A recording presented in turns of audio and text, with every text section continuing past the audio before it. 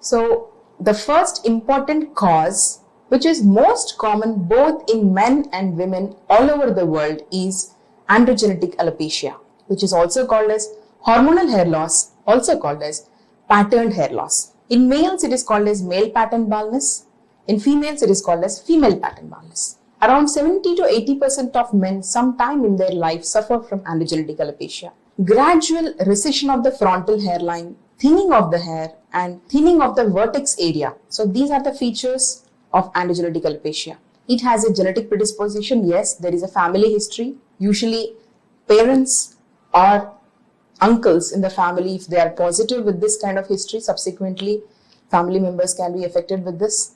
Norwood-Hamilton scale, this is a classification to grade the severity of the male pattern baldness.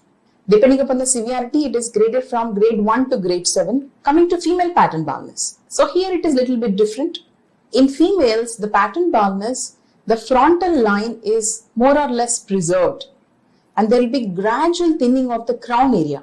Once again, in female pattern baldness, there is a family history and genetic predisposition. So what happens in this kind of hair fall? So this is all because of a hormone called as testosterone. So the active part of testosterone is called as dihydrotestosterone. So this conversion of testosterone to dihydrotestosterone is done by an enzyme called as 5-alpha reductase.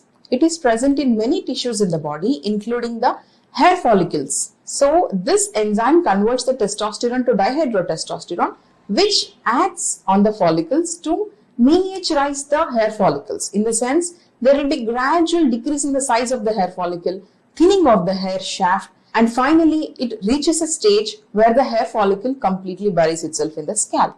So that is the stage where there is a visible hair loss. And if you observe bald people, the skin is non-pinchable. In the sense, you cannot pinch the skin on the scalp. That is because of fibrosis. So that also happens in this kind of hair fall. There will be loss of subcutaneous tissue and fibrosis, which gradually presses the anagen phase and makes it inactive and finally goes into a resting dormant condition.